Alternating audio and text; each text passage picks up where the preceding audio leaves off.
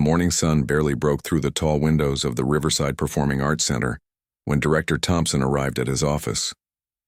He'd been running this theater program for nearly 30 years, and he thought he'd seen everything.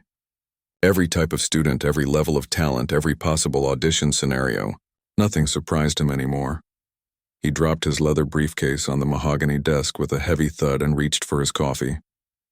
The auditions for the spring musical were scheduled to begin in an hour, and he already felt tired just thinking about it. His assistant had left a stack of applications on his desk the night before, and he thumbed through them with practiced disinterest. Most of the names he recognized. Students from wealthy families who'd been taking private voice lessons since they were 5. Kids who'd attended expensive performing arts camps every summer. The usual crowd. Then one application caught his eye, and not in a good way. The boy's name was Daniel Rivera. 14 years old, no previous stage experience, no voice training credentials, no performance credits whatsoever. He'd listed his address, and Thompson recognized it immediately as being from the poorest part of town. The application said he was self-taught, which in Thompson's experience was just another way of saying completely unprepared. What really made Thompson shake his head was the role Daniel was auditioning for. He wanted to play the lead in their production of a major musical, one of the most vocally demanding roles in theater. Thompson had seen professional singers struggle with this part. The audacity of this kid to think he could just walk in and handle it was almost funny. He set the application aside and called his assistant into the office. "Did you see this one?" he asked, tapping Daniel's paperwork. Self-taught kid from Riverside wanting to audition for the lead role. His assistant nodded. "Yes, I saw that. His grandmother called 3 times to make sure we received the application. She sounded really hopeful," Thompson sighed. "Well, we can't turn him away without an audition. That would look bad, but let's schedule him early so we can get it over with. Give him 5 minutes and then we can move on to the serious candidates." The assistant hesitated. "Don't you think we should give everyone a fair chance?" "I am giving him a chance," Thompson replied, leaning back in his chair. "But let's be realistic here. This kid has no training, no experience, and he's auditioning for the most difficult role in the show. I've been doing this for 3 decades. I know how these things go." An hour later, the audition room was set up and ready. Thompson sat at a long table with his assistant and the musical director. They had a full day of auditions ahead, and he wanted to get through them efficiently. He looked at the schedule and saw that Daniel Rivera was first up. "Let's get this over with," he muttered under his breath. The door opened, and a thin boy walked in. He wore an oversized jacket that looked like it came from a thrift store, and his sneakers had seen better days. His jeans were clean but faded from too many washes. He carried a worn folder that probably contained his sheet music, and Thompson noticed his hands were shaking slightly. The boy looked around the room with wide eyes, clearly intimidated by the formal setting. Thompson had seen that look before. Kids from difficult backgrounds often seemed overwhelmed when they stepped into his world. It usually meant the audition would be a disaster. "You're Daniel Rivera?" Thompson asked, not bothering to hide the skepticism in his voice. "Yes, sir," the boy replied quietly. "And you're here to audition for the lead role?" "Yes, sir. I know it's a challenging part, but I've been practicing for months." Thompson exchanged a glance with his assistant. Months of practice without proper training meant nothing. In fact, it probably meant the boy had learned bad habits that would take years to correct. "Well, before we waste everyone's time here, let me ask you something," Thompson said, leaning forward. "Do you understand the vocal range required for this role? We're talking about notes that professional singers train for years to hit consistently. What makes you think you're ready for something like this?" The boy stood there for a moment, and Thompson could see him struggling with how to respond. Good, he thought. Maybe the kid would realize this was out of his league and withdraw gracefully. That would save everyone some embarrassment. But then something changed in the boy's expression. His shoulders straightened slightly, and he looked Thompson directly in the eye. "I'd like to show you, sir, if you'll give me the chance." There was something in his voice, not arrogance but quiet determination. Thompson had to admit the kid had guts even if he was clearly in over his head. "Fine," Thompson said, gesturing toward the piano. "Give your music to our accompanist. You can sing one song, but I'm going to be honest with you, son. If you're not showing me something worthwhile in the first 30 seconds, I'm going to stop you. I have 20 other auditions today. and I can't spend time on performances that aren't going anywhere. Do you understand?" The boy nodded and walked over to the piano. He handed his sheet music to the accompanist, and Thompson noticed the pages were worn and dog-eared, like they'd been handled hundreds of times. The boy had chosen one of the most emotional songs from the show, a piece that required not just technical skill but deep emotional connection to the material. Thompson almost laughed. This kid really didn't understand what he was getting into. Daniel positioned himself in the center of the room, and Thompson could see him taking deep breaths, trying to calm his nerves. His hands were still shaking and there was a slight tremor in his shoulders. Every sign pointed to this being a complete mess. Thompson uncapped his pen, ready to jot down notes. He'd probably write something like unprepared or lacks basic training and move on. He'd done it 1,000 times before. This would be no different. The accompanist played the opening notes and the boy closed his eyes. Thompson watched with his arms crossed, waiting for the inevitable moment when he'd have to stop the audition. He glanced at his watch, ready to call time at the 30-second mark. But then Daniel opened his mouth and began to sing. Thompson's pen froze in midair. His assistant's head snapped up from her notes. Even the accompanist, who had played this song hundreds of times for countless auditions, stumbled slightly on the keys out of pure shock. The voice that filled the room was nothing like what Thompson had expected. It wasn't the strained, pitchy sound of an amateur. It wasn't the hollow tone of someone who'd learned by mimicking recordings. It was real. It was powerful. It was absolutely extraordinary. The boy hit every note with perfect precision, his tone pure and controlled. But it was more than just technical skill. There was something in his voice that Thompson couldn't quite name: emotion, pain, hope, longing, all of it woven together in a way that made the hair on the back of Thompson's neck stand up. 30 seconds passed. Thompson didn't move. He couldn't move. He was completely transfixed by what he was hearing. His pen slipped from his fingers and clattered onto the table, but he barely noticed. His mouth had fallen open slightly, and he was vaguely aware that he probably looked ridiculous, but he didn't care. This wasn't just good. This wasn't just talented. This was something Thompson hadn't encountered in his entire 30-year career. This boy, this self-taught kid from the poorest part of town, was singing like someone who'd trained at the finest conservatories in the world. And somehow, impossibly, he was singing with a depth of feeling that shouldn't have been possible for someone so young. Thompson sat there completely frozen as Daniel continued to sing. The boy's eyes were still closed, and he seemed to be somewhere else entirely. Not in this audition room with its harsh fluorescent lights and squeaky chairs. Somewhere deeper. Somewhere that held the true meaning of the song he was performing. The assistant director had stopped taking notes altogether. She was just staring at Daniel with her mouth slightly open, her eyes beginning to glisten with tears. The accompanist kept playing, but Thompson could see the woman's hands trembling on the keys. She'd played for thousands of auditions over the years, and she looked just as shocked as everyone else in the room. Thompson tried to process what he was hearing. He'd spent 3 decades in theater. He'd worked with Broadway performers, trained professionals, graduates from the most prestigious performing arts schools in the country.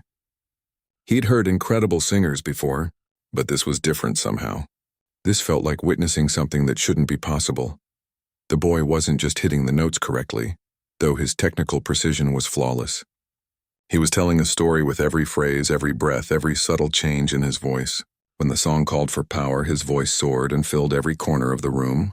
When it needed softness, he pulled back with perfect control, creating moments so intimate that Thompson felt like he was eavesdropping on someone's private prayer.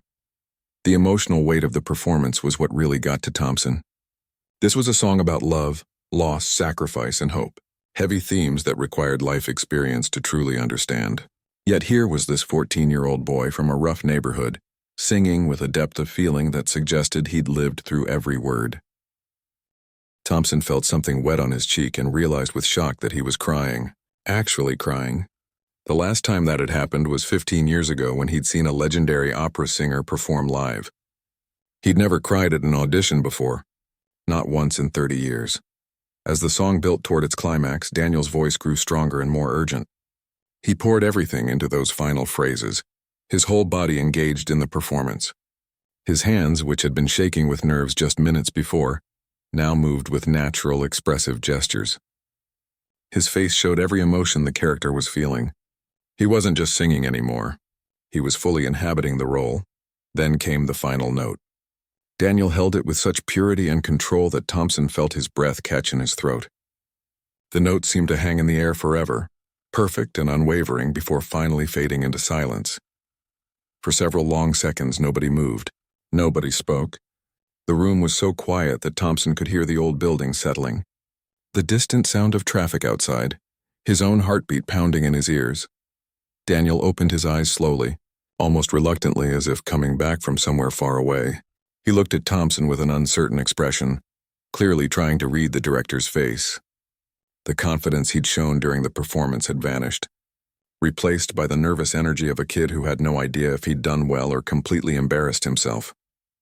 Thompson realized he needed to say something, but he couldn't find words. His throat felt tight. He stood up slowly from his chair, his legs a bit shaky, and just stared at the boy for another moment. He started, then stopped. How do you describe something like that? Incredible didn't seem like enough. Amazing felt too casual. Extraordinary was closer, but still didn't capture it. Daniel shifted nervously from foot to foot. Was it okay, sir? Thompson let out a laugh that sounded somewhere between joy and disbelief. Okay. He shook his head. Son, I don't even have the words. In 30 years of running this program, I have never heard anything like what you just did. The boy's face showed a flicker of hope, but he still looked uncertain. Does that mean it was good? Good? Thompson walked around the table, moving closer to Daniel. Where did you learn to sing like that? Who's your vocal coach? Daniel looked down at his worn sneakers. I don't have a coach, sir. I can't afford lessons. I taught myself. Thompson felt like he'd been punched in the gut. You taught yourself? How is that even possible? YouTube videos mostly, Daniel said quietly, and books from the library. There's a lady who works there who orders special books for me sometimes when I ask, about breathing techniques and vocal control and stuff like that. And I practice a lot, every day for hours. Where do you practice? The assistant director asked, speaking for the first time since the performance began. Her voice was thick with emotion. Daniel seemed embarrassed. Different places. Sometimes in empty subway stations because the acoustics are good there. Sometimes in the park when nobody's around. My grandmother's apartment is small and the neighbors complain if I'm too loud. Thompson felt a wave of shame wash over him so powerfully that he had to sit back down. This boy had been practicing in subway stations and parks, teaching himself with free internet videos and library books, working harder than most of his wealthy students had ever worked in their lives. And Thompson had almost dismissed him without even listening, had judged him within seconds of seeing his thrift store clothes and reading his address. Daniel, Thompson said, his voice shaking slightly. I need to tell you something and I need you to hear me clearly. I was wrong about you. Completely wrong. When you walked in here, I took one look at you and decided you couldn't possibly have what it takes. I was ready to stop your audition after 30 seconds and send you home. The boy's eyes widened. Oh, I'm telling you this because you deserve to know the truth, Thompson continued. And because I'm ashamed of it. I've been in this business so long that I thought I knew everything. I thought I could tell who had talent and who didn't just by looking at them. But you proved me wrong in the most spectacular way possible. Daniel didn't seem to know what to say. He just stood there processing Thompson's words. The assistant director wiped her eyes and stood up. That was one of the most moving performances I've ever witnessed, she said. Your voice is remarkable, but it's more than that. You connected with the material in a way that most professional singers never achieve. It was real. It was honest. It was beautiful. She's right, the accompanist added from the piano. I've played for auditions here for 12 years and I've never heard anything like that. Thompson took a deep breath, trying to compose himself. Can you tell me something, Daniel? Why did you choose that particular song? It's one of the most challenging pieces in the entire show. Daniel looked thoughtful. My mom used to sing it, he said softly. Not professionally or anything. Just around the house sometimes. She died 5 years ago. And after she was gone, I started learning her favorite songs. It made me feel closer to her somehow. This one was always her favorite from this musical. And there it was, the missing piece that explained everything. The boy wasn't just performing. He was honoring someone he loved. Every note carried the weight of his grief, his love, his memories. That's why the performance had been so powerful. It came from a real place, from genuine emotion that couldn't be faked or taught. Thompson felt fresh tears on his face and didn't bother to wipe them away. "Your mother would be so proud of you," he said quietly. Daniel smiled, a real smile this time, though his own eyes were wet. "Thank you, sir. That means a lot." Thompson looked at his assistant director, then back at Daniel. He knew what he had to do next, but it was bigger than just casting a show. This moment had changed something fundamental in him, challenged everything he thought he knew about talent, potential, and who deserved opportunities in his theater program. Thompson gestured to one of the chairs near the piano. "Daniel, would you mind sitting down for a few minutes? I'd like to talk with you if that's okay." The boy looked surprised but nodded and took a seat. He perched on the edge of the chair like he might need to leave at any moment. Still clearly nervous despite the praise he just received, Thompson pulled his own chair around so he could sit facing Daniel directly, not across the formal barrier of the audition table. His assistant director did the same. This wasn't an audition anymore. This was something else entirely. "The role is yours," Thompson said simply. "If you want it, it's yours." "No question about that." Daniel's eyes went wide. "Really? Just like that?" "Just like that," Thompson confirmed. "But before we talk about the show, I want to understand more about you. About your life. Would that be all right?" "I guess so," Daniel said, though he looked confused about why a theater director would care about his personal life. Thompson leaned forward slightly. "You mentioned your mother passed away 5 years ago. I'm sorry for your loss. Do you live with your father?" Daniel shook his head. "No, sir. I live with my grandmother. My dad left when I was little. I don't really remember him. It's just been me and Grandma since Mom died. And she's the one who called to make sure we got your application." A small smile crossed Daniel's face. "Yeah, she called like 3 times. She was worried it got lost in the mail or something. She really wanted me to have this chance." "She must be very proud of you," the assistant director said gently. "She is," Daniel replied, "but she also worries a lot. About money mostly. I work part-time at a grocery store after school to help out. Grandma's on a fixed income and things are pretty tight." Thompson felt that familiar wave of shame again.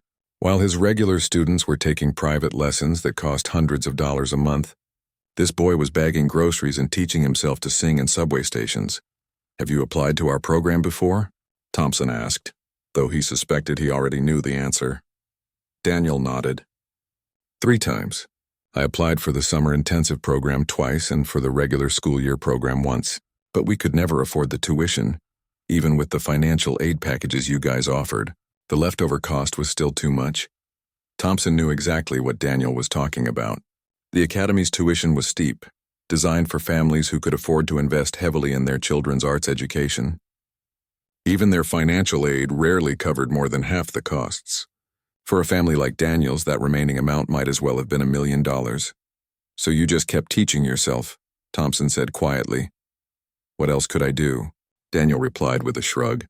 "I love singing. It's the only thing that makes sense to me, you know? When I'm singing, I don't think about the bills or the cramped apartment or any of that stuff. I just feel free, like I'm exactly where I'm supposed to be." The accompanist, who had been listening quietly, spoke up. "That's what real artists feel. That sense of purpose. It can't be manufactured or taught. You either have it or you don't." Thompson stood up and walked over to the window, looking out at the city below. His mind was racing. Daniel's audition had been a wake-up call, but it was also revealing a much bigger problem. How many other kids like Daniel were out there? Talented, passionate, dedicated young people who would never get a chance because they couldn't afford the entry fee into programs like his? He turned back to face Daniel. "Can I ask you something else? When you practice in those subway stations and parks, do people ever stop to listen?" Daniel looked embarrassed again. "Sometimes. A few people have dropped money in my backpack even though I'm not busking or anything. I always try to give it back, but they usually walk away too fast." "That's because they recognize what they're hearing," Thompson said. "Real talent. The kind that stops people in their tracks." "I just like to practice," Daniel said modestly. Thompson came back and sat down again. "Daniel, I want to be completely honest with you about something. This role is yours, absolutely. But being in this production means more than just performing. There are rehearsals 4 times a week, sometimes more as we get closer to opening night. There are weekend workshops and vocal sessions. It's a serious time commitment. Daniel's expression fell slightly. I understand. I'll make it work with my job schedule. I can talk to my manager, maybe cut back my hours. That's not what I'm saying, Thompson interrupted gently. What I'm saying is that I don't think you should have to choose between supporting your grandmother and pursuing your gift. That's not fair and it's not right. The boy looked confused. I don't understand. Thompson glanced at his assistant director, who nodded encouragingly. He'd been forming an idea during their conversation, and seeing her support made him more confident. What if, Thompson began carefully, what if we could offer you something more than just a role in the show? What if we could offer you a full scholarship to our academy? Full tuition, all materials provided, and a small stipend to help replace the income you'd lose from cutting back your work hours? Daniel stared at him like he'd just spoken in a foreign language. A scholarship for me? For you, Thompson confirmed. You have more natural talent than most students who've been training here for years. It would be a crime to let that go to waste. But Daniel struggled to find words. I don't understand. You have scholarship programs already, and we couldn't afford it even with those. This would be different, Thompson explained. This would be a full ride. Everything covered. Because you're exactly the kind of student this program should be supporting. Daniel's eyes filled with tears. Why would you do that for me? You didn't even want to give me a real audition an hour ago. Thompson appreciated the boy's directness. You're right. And that's part of why I want to do this. You opened my eyes to something I should have seen years ago. I've been so focused on students who come from the right backgrounds, who have the right training, who look the part on paper that I've completely missed the bigger picture. What bigger picture? Daniel asked. That real talent doesn't care about your zip code or your bank account, Thompson said. It shows up where it shows up. And it's my job to recognize it and nurture it. Not to guard the gates and keep people out because they don't fit my narrow expectations. The assistant director added, What you did today was extraordinary, Daniel. Not just the singing, though, that was remarkable. But you showed incredible courage just by showing up and asking for a chance. A lot of people in your situation would have given up after being rejected 3 times. Daniel wiped his eyes with the back of his hand. My mom used to say that the only real failure is not trying. So I figured I'd keep trying until either I got in or I ran out of chances. Your mother was a wise woman, Thompson said softly, and I think she'd want you to accept this scholarship. What do you say? Daniel looked overwhelmed. I need to talk to my grandmother first. She's the one who takes care of everything. But sir, if this is real, if you really mean it? Yes. 1,000 times yes. Thompson smiled, feeling lighter than he had in years. It's real. I promise you that. Why don't you go home and talk to your grandmother? Come back tomorrow with her if she wants to meet me and go over the details. We'll make this work. As Daniel stood to leave, he paused at the door and turned back. Mr. Thompson? Thank you for listening, for really listening, even though you almost didn't. After the boy left, Thompson sat in silence with his assistant director for a long moment. You know this changes everything, she said finally. If we do this for Daniel, we'll need to rethink our entire approach to admissions and scholarships. Thompson nodded slowly. I know, and maybe that's exactly what we need to do. That evening, Thompson sat alone in his office long after everyone else had gone home. The building was quiet except for the hum of the heating system and the occasional creak of old floorboards settling. He had a bottle of water and a notepad in front of him, but he'd barely touched either in the past hour. His mind kept replaying Daniel's audition. Not just the singing, though, that was remarkable enough. It was everything else, too. The boy's humility, his resilience, the way he'd been rejected 3 times but kept coming back. The fact that he practiced in subway stations because he had nowhere else to go. Thompson picked up his phone and scrolled through his contacts until he found the number for Robert Chen, the head of the Academy's board of directors. He hesitated for just a moment before calling. David, Robert answered on the 3rd ring. Little late for a phone call. Everything okay? Robert, I need to talk to you about something important, Thompson said. Do you have a few minutes? Sure, what's going on? Thompson took a deep breath. I had an audition today that changed my perspective on everything we're doing here. A 14-year-old kid walked into my office this morning, and I almost dismissed him before he even sang a note. He told Robert the whole story, Daniel's background, his self-taught abilities, the performance that had brought Thompson to tears, and most importantly, The conversation afterward that had revealed just how many barriers existed between talented kids and opportunities. "So what are you thinking?" Robert asked when Thompson finished. "I'm thinking we've been doing this all wrong," Thompson said. "We pride ourselves on being an elite institution, but elite for who? For kids whose parents can write big checks? For students who already have access to expensive training? What about the kids who have real talent but no resources?" Robert was quiet for a moment. "You want to offer this boy a full scholarship?" "I already did," Thompson admitted. "But it's more than that. I want us to create a new program, something specifically designed to find and support talented students from underprivileged backgrounds. Full scholarships, supplies, even stipends to help with living expenses if needed." "David, that's a significant financial commitment," Robert said carefully. "We're talking about potentially dozens of students all needing full support. Where would that money come from?" Thompson had been thinking about this all afternoon. "Partially from my salary. I'll take a pay cut, a significant one, and I think we should approach our major donors with this vision. Some of them might be more interested in supporting this kind of program than our usual operations." "You'd really take a pay cut for this?" "Robert, I've been making more money than I need for years," Thompson said honestly. "I have a nice house, a comfortable life. Meanwhile, kids like Daniel are working minimum wage jobs and teaching themselves in subway stations because we've made the entry price too high. If I can help change that, it's worth whatever it costs me." There was a long pause on the other end of the line. "Let me ask you something. Why now? You've been running this program for 3 decades. What made today different?" Thompson thought about how to answer that. "I think I'd gotten comfortable, complacent. I surrounded myself with students who fit a certain profile, and I stopped looking for talent in unexpected places. Daniel reminded me why I got into this work in the first place.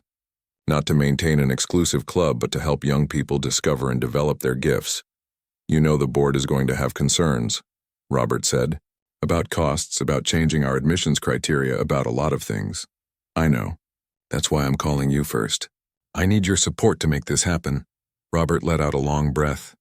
"Okay, here's what I'll do. Call an emergency board meeting for tomorrow evening. You'll present your case and we'll see where the board stands.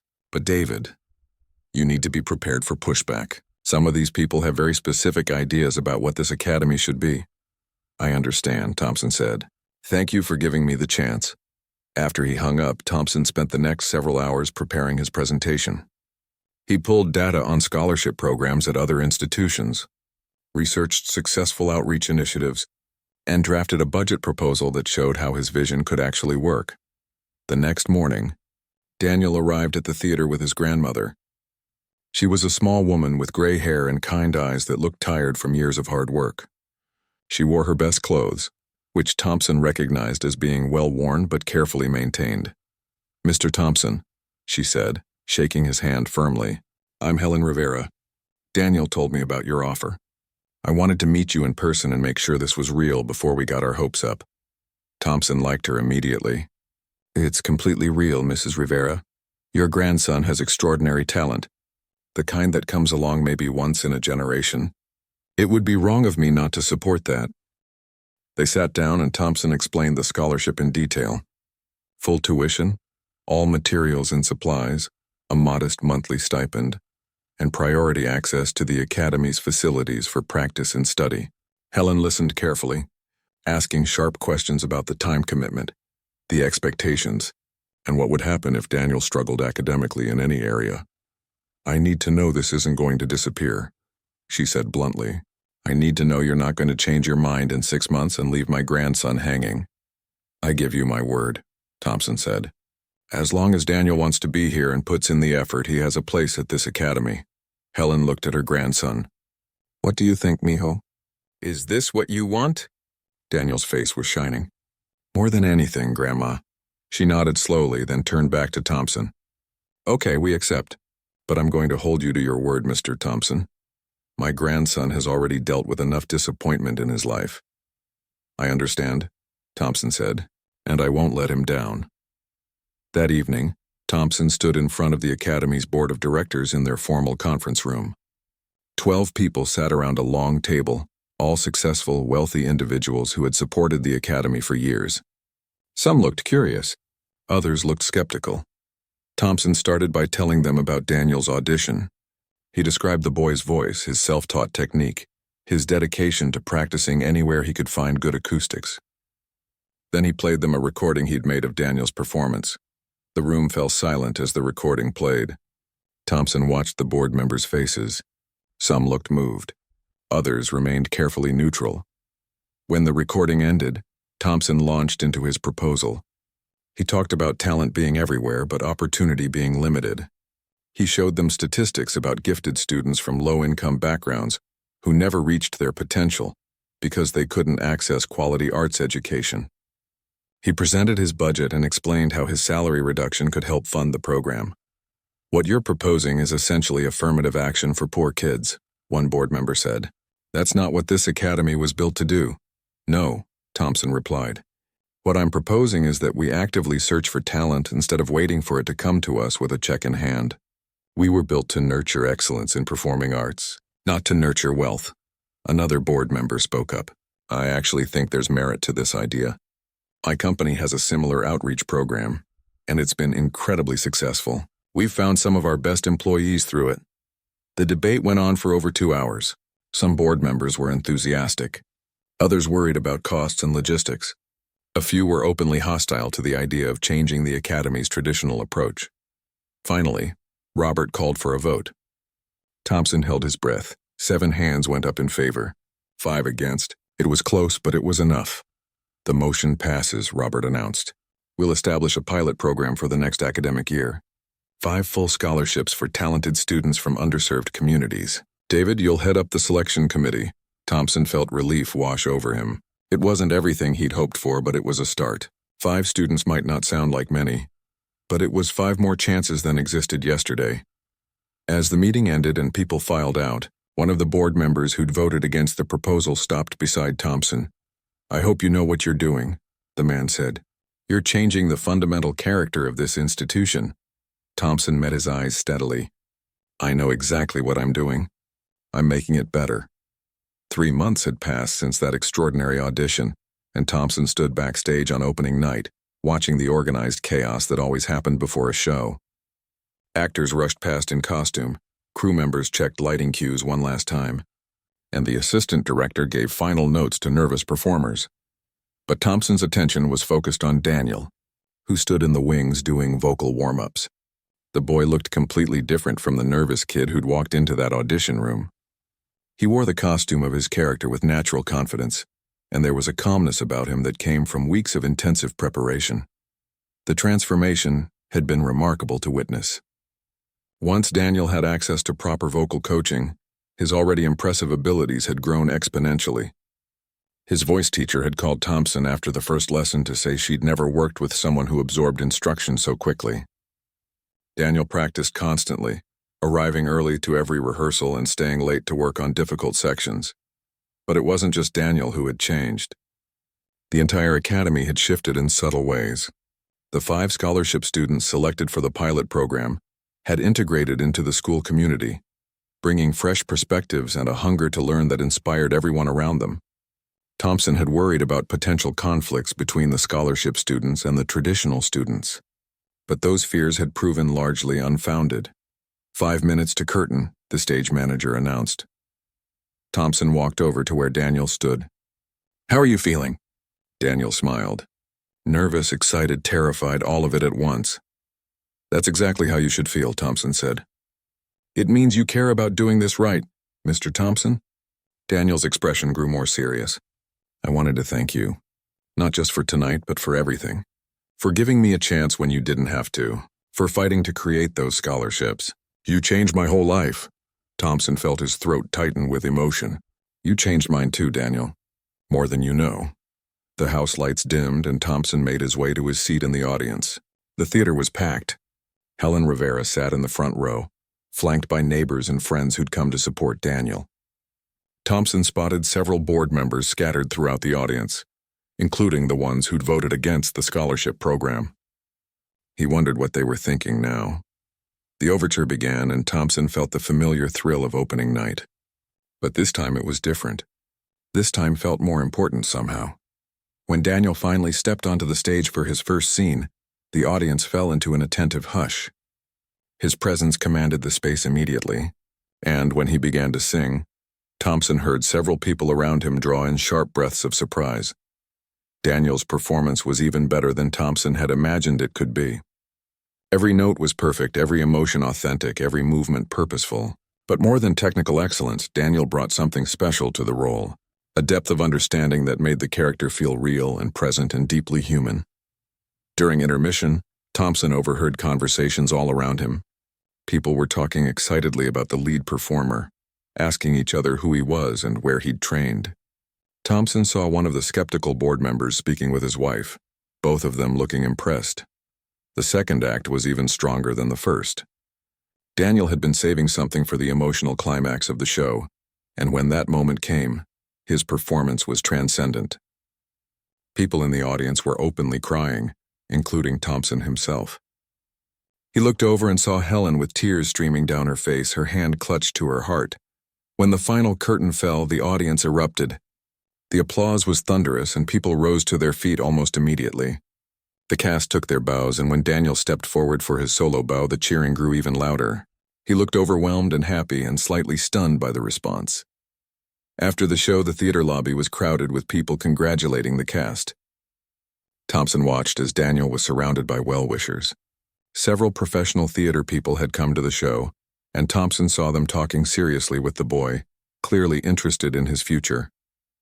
Helen made her way through the crowd to Thompson. Her eyes were still red from crying. "I don't have the words," she said. "I knew my grandson could sing, but I never imagined something like this." "He's extraordinarily talented," Thompson said, "and what makes him truly special is that success hasn't changed who he is. He's still humble, still hardworking, still the same good kid who walked into my audition room. That's because of his mother," Helen said quietly. "She raised him to stay grounded no matter what happened. I think she'd be so happy to see this, to see him living his dream." One of the board members who'd voted against the scholarship program approached them. Thompson recognized him as Gerald Morrison, a wealthy businessman who'd been one of the most vocal critics of changing the Academy's approach. "David," Morrison said, extending his hand, "I owe you an apology. I was wrong about your scholarship program." Thompson shook his hand, surprised by the admission. "What changed your mind?" Morrison gestured toward the stage. "That performance changed my mind. That young man's talent is undeniable, and if the other scholarship students are anywhere near his level, then we'd be fools not to support this program." He paused. "I'd like to make a donation specifically for expanding the scholarship fund. A significant one." Thompson felt hope surge in his chest. "That would be incredible." "Thank you." "Don't thank me," Morrison said. "Thank that boy for opening my eyes." Over the next week, the reviews for the show were spectacular. Every critic mentioned Daniel's performance, with several calling it the best they'd seen from a young actor in years. The show sold out the remaining performances, and people who couldn't get tickets asked when it might be extended. But for Thompson, the real victory came in smaller moments. Like seeing the scholarship students working together on homework in the practice rooms. Like watching Daniel mentor a younger student who reminded him of himself. Like receiving applications from talented kids all over the city who'd heard about the program and wanted a chance. A month after opening night, Thompson sat in his office with his assistant director, reviewing applications for the next year's scholarship program. Thanks to Morrison's donation and contributions from several other board members who'd been moved by Daniel's performance, they could offer 15 full scholarships instead of just 5. "Look at this one," his assistant said, passing him an application. "Single mother working 2 jobs. Kid's been teaching himself piano using online tutorials. Never had a formal lesson in his life." Thompson read through the application carefully, remembering the day he'd almost dismissed Daniel without listening. "Schedule him for an audition," he said, "and make sure he knows we're genuinely interested in hearing what he can do." His assistant smiled. "You really have changed, you know. The old you would have looked at this application and seen all the reasons why it wouldn't work." "The old me was an idiot," Thompson said simply. "I almost let my prejudices cost me the privilege of working with someone like Daniel. I won't make that mistake again." That evening, Thompson drove to the community center where Daniel had started volunteering. The boy spent 2 afternoons a week there now, giving free singing lessons to younger kids who couldn't afford formal training. Thompson watched through the window as Daniel worked patiently with a shy 7-year-old girl, encouraging her to project her voice and believe in herself.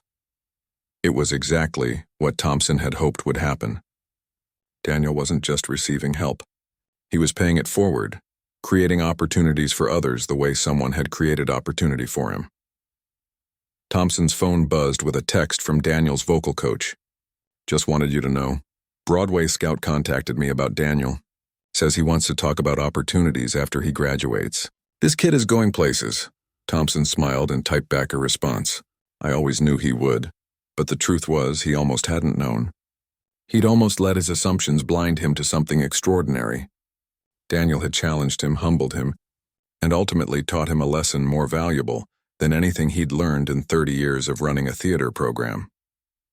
Real talent doesn't announce itself with credentials and pedigrees. It shows up in unexpected places, in unexpected people, wearing thrift store clothes and carrying worn sheet music. The only question is whether you're wise enough to recognize it and courageous enough to support it. Thompson had learned that lesson just in time. And now, thanks to one boy's extraordinary voice and unshakable determination, dozens of other talented kids would get the chances they deserved. That, Thompson thought, was the real performance worth celebrating. 2 years had passed since Daniel's breakthrough performance, and Thompson found himself standing in a place he never expected to be. The Riverside Community Center Gymnasium had been transformed into a makeshift theater for the Academy's first annual outreach showcase. Folding chairs formed crooked rows across the basketball court, and portable stage lights created dramatic shadows on the cinderblock walls. This wasn't the elegant auditorium Thompson was used to. There were no plush seats or professional sound systems, but as he watched families filing in, many wearing their best clothes despite the humble setting, he felt more excitement than he had for any opening night at the main theater. The scholarship program had grown beyond his wildest dreams. What started with 5 students had expanded to 30. More importantly, it had changed the entire culture of the academy. Students who had once competed ruthlessly now mentored each other. Rich kids and poor kids worked side by side, learning that talent had nothing to do with bank accounts. Daniel himself had become something of a legend. Now 16, he split his time between advanced classes at the academy and teaching workshops for younger kids. College scouts and professional theaters had started calling regularly. But despite all the attention, he remained the same humble kid who practiced in subway stations.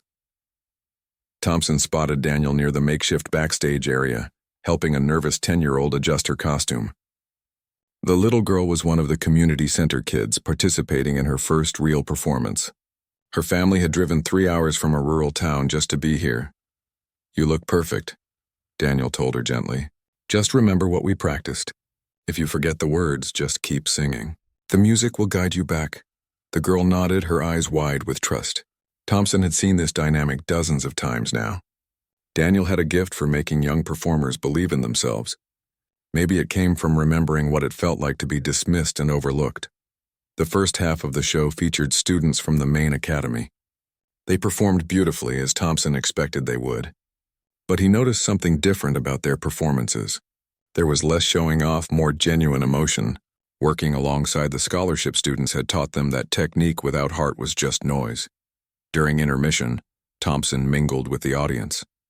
He overheard conversations that would have been impossible 2 years ago.